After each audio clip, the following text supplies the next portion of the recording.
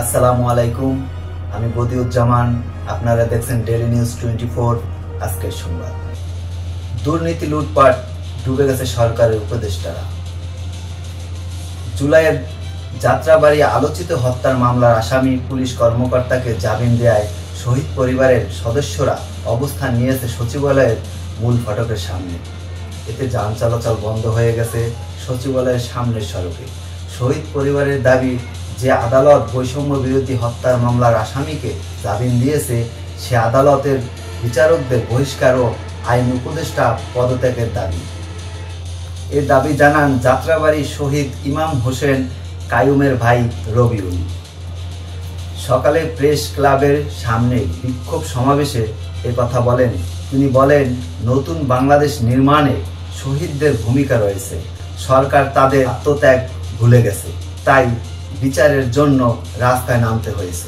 এ সময় তিনি বলেন, শহীদ পরিবার স্বীকৃতি আর বিচার চায়, অথচ বিচারের কোনো অগ্রগতি নেই বলে জানান শহীদ ইমাম হোসেনের ভাই রবিউল। সত্ত্বেও সব আসামিদেরকে ছেড়ে দিচ্ছে।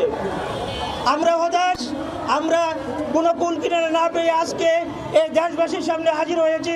1 বছর হয়ে গেছে, 1 বছরে ওনার সংস্কার নামে আমরা কি দেখেছি? ভোগ বিলাসিতা ছাড়া।